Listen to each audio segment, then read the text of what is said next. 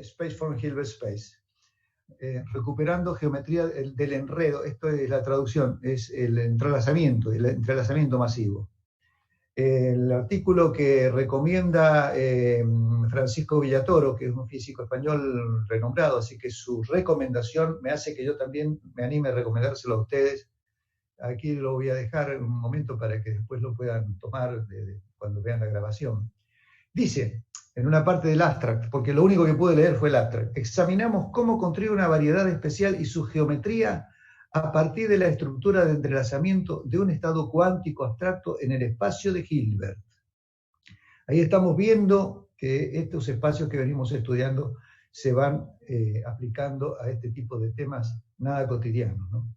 Más adelante dice, luego mostramos que las perturbaciones de enredos, entrelazamiento, lo he puesto yo en rojo, en tales geometrías emergentes, naturalmente dan lugar a modificaciones locales de la curvatura espacial. ¿Les suena eso, no? Que obedece a un análogo espacial de la ecuación de Einstein. El espacio de Hilbert correspondiente a una región de espacio plano es de dimensión finita y se escala, es decir, se cuantifica como el volumen, aunque la entropía y el cambio máximo de la misma se escala, se cuantifica, se escala, esa es la palabra, como el área de un límite. Acuérdense que Maldacena y sus láteres trabajan en unos contornos que ellos manejan. Y justamente acá en el último renglón dice, se recupera una versión de la conjetura ER y EPR, es decir, Einstein-Rosen y Einstein-Podolsky-Rosen, que es justamente al igualarlas, coincide con la conjetura Maldacena-Susskind.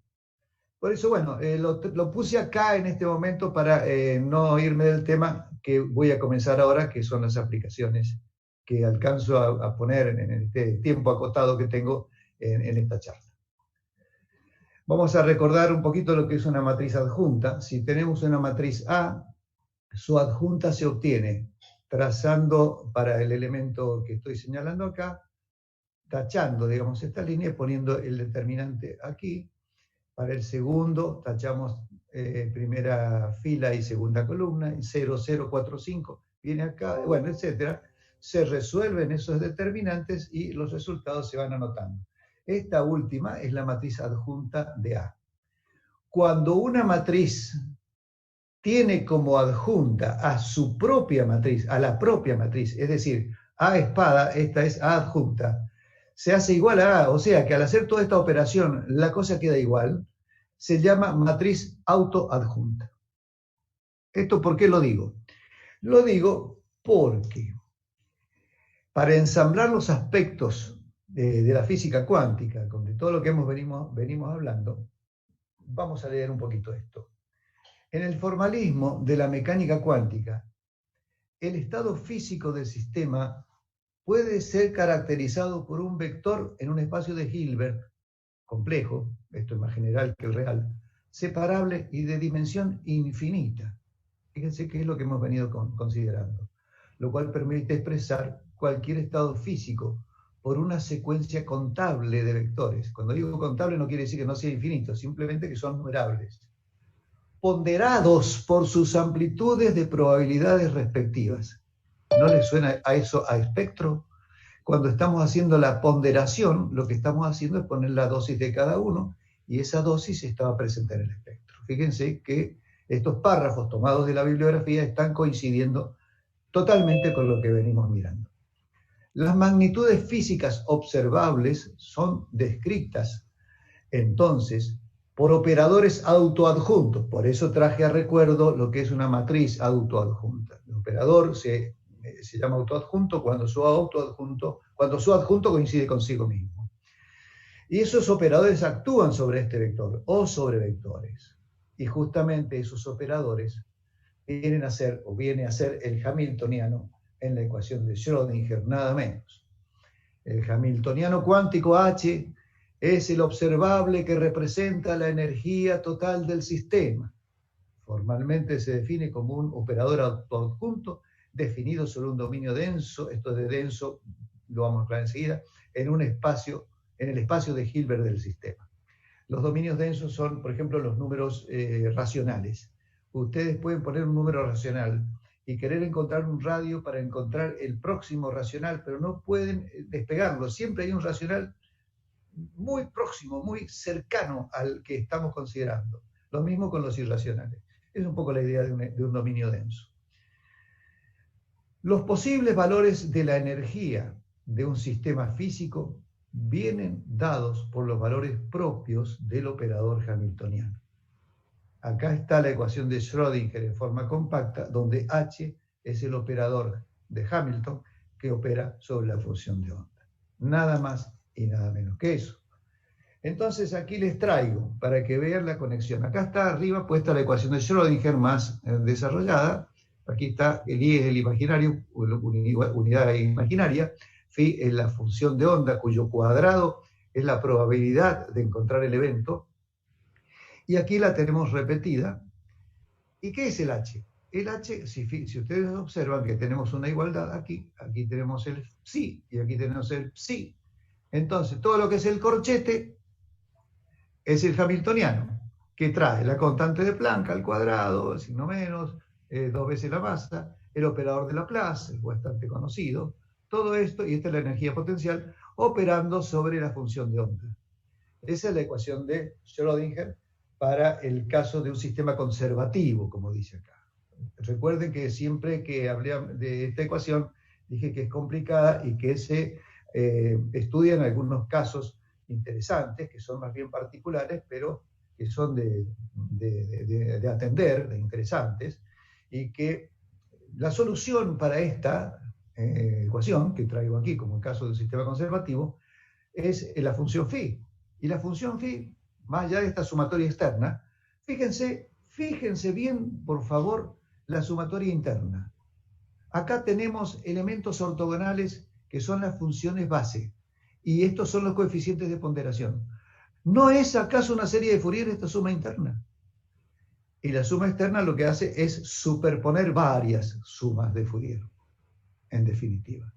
Por lo tanto, si no tenemos una comprensión al menos cercana de cómo trabajan estas series de Fourier, más allá de las funciones ortogonales que utilice, como dijimos en la generalización, ya saliéndonos de los senos y los cosenos, no vamos a poder entrarle a este tipo de estudio, o por lo menos estar siguiendo a un expositor que nos hable un poco de estas cosas.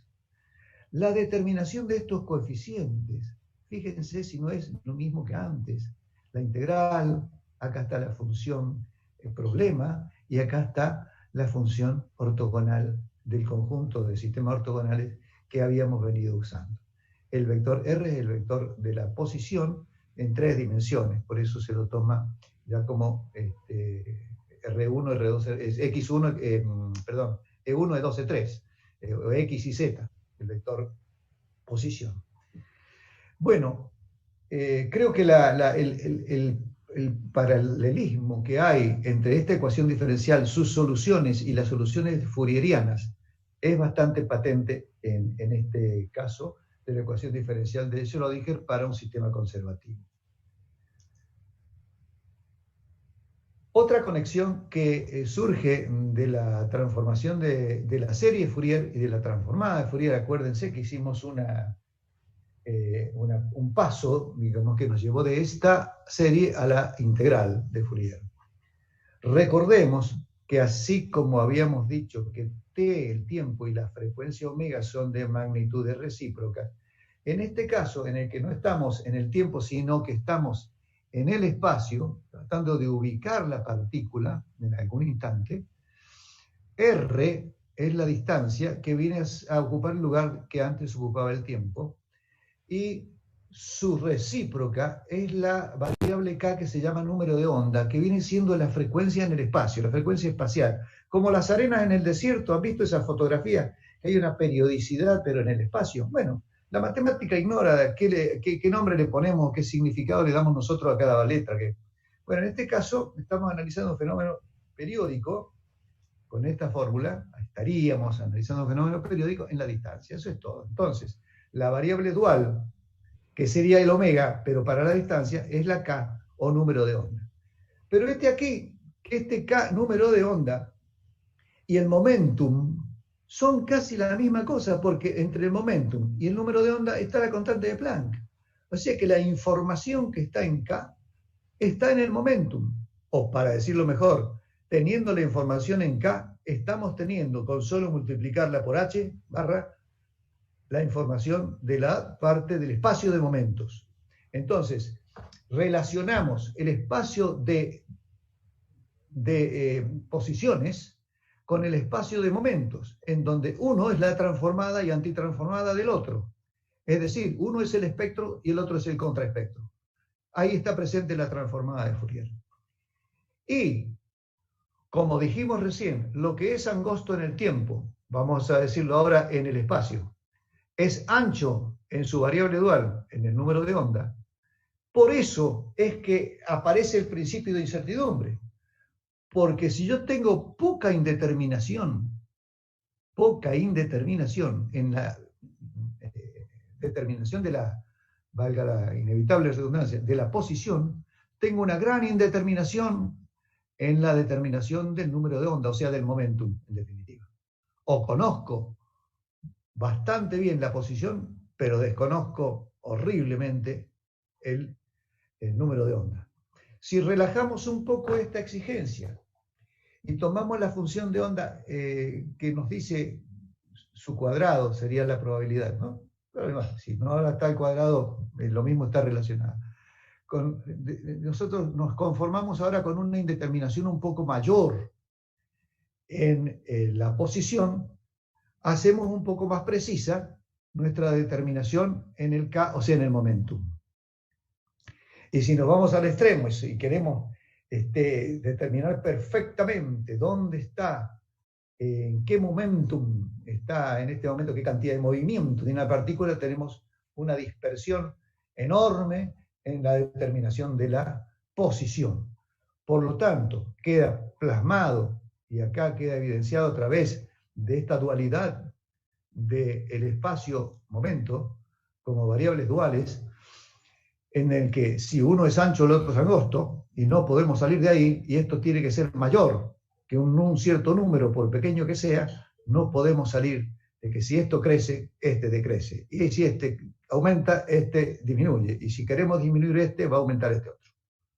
Ahí estamos con el principio de incertidumbre plasmado, explicado en forma más bien heurística, aunque está sustentado, creo que sólidamente, en la transformada de Fourier.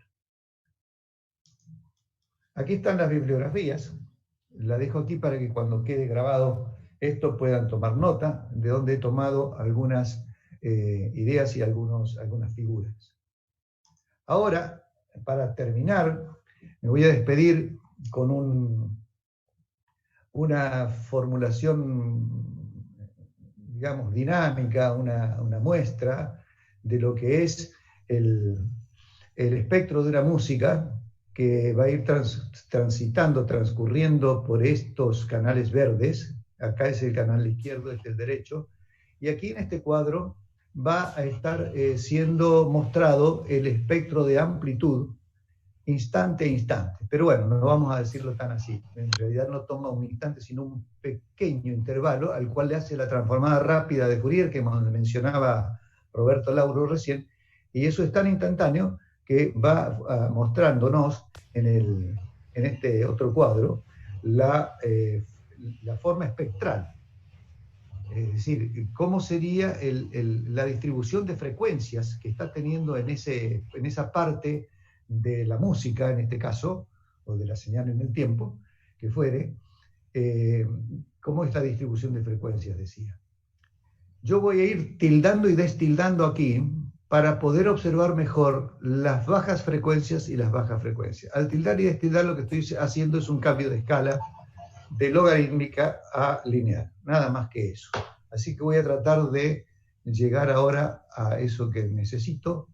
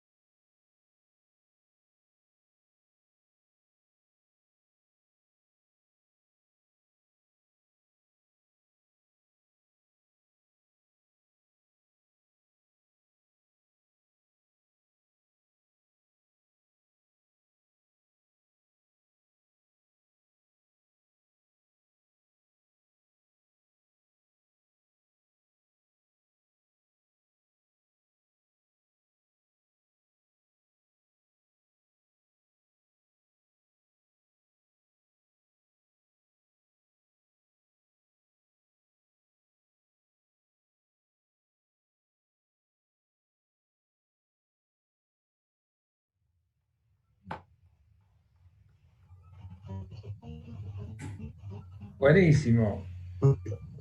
Buenísimo.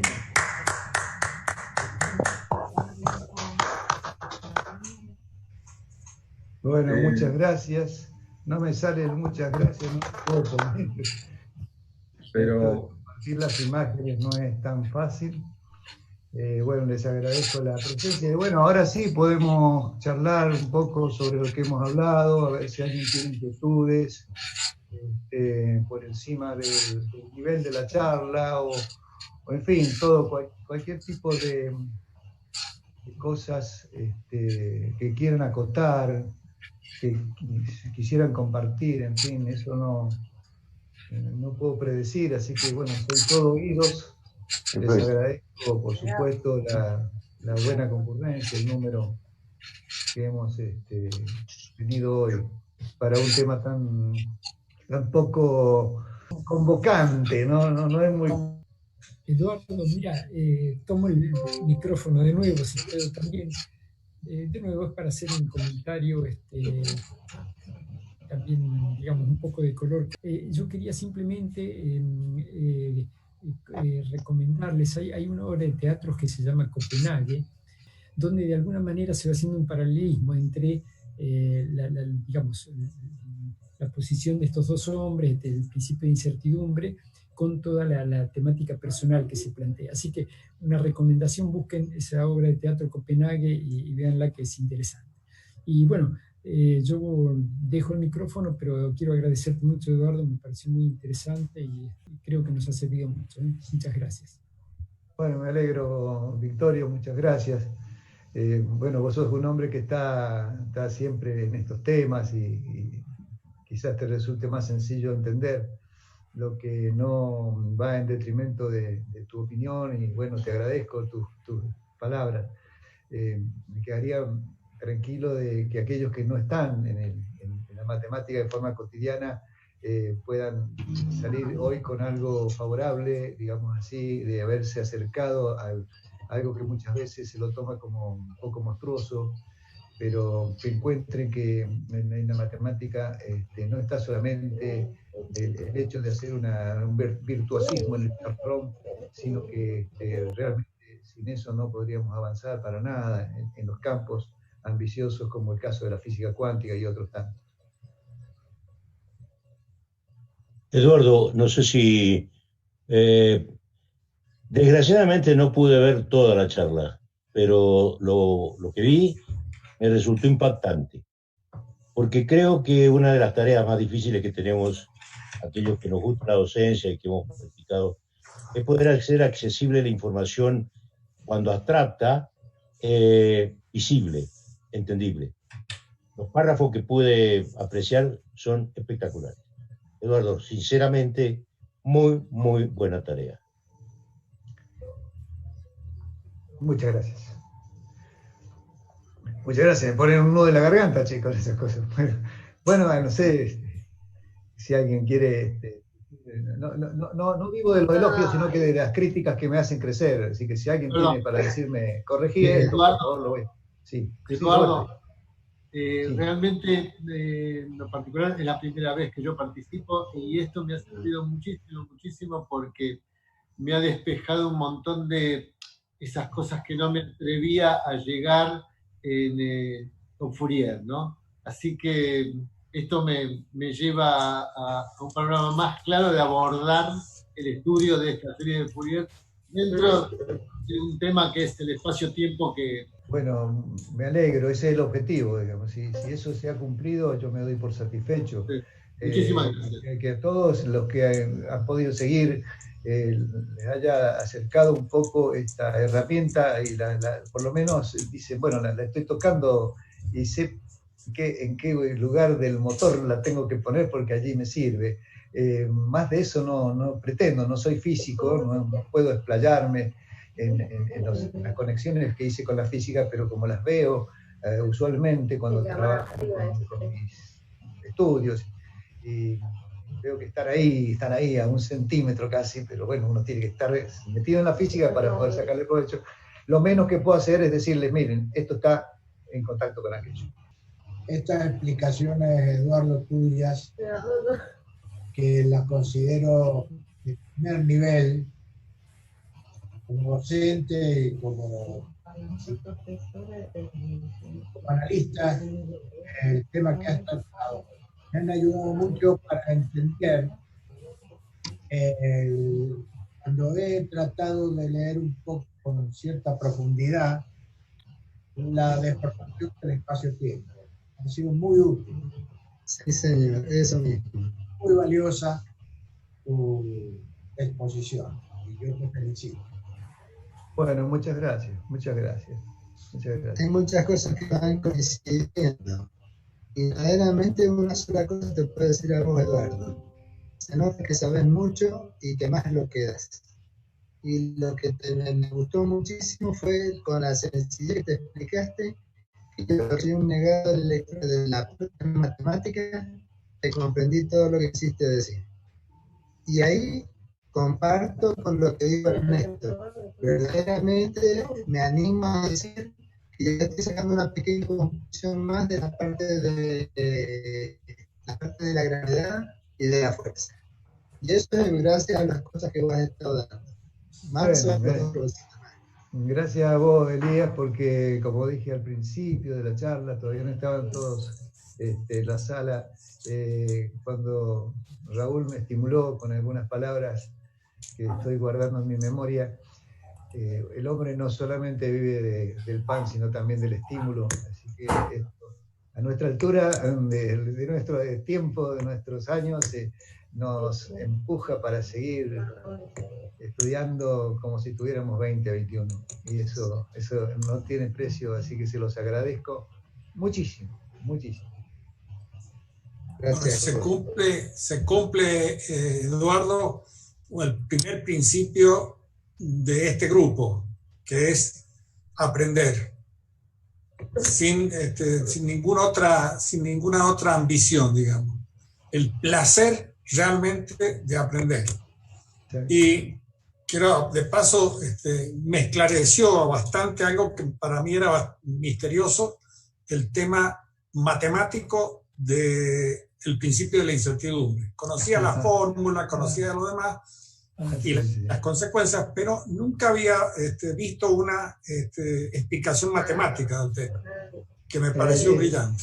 Es esa. No sé si es brillante, pero quiero decir una cosa.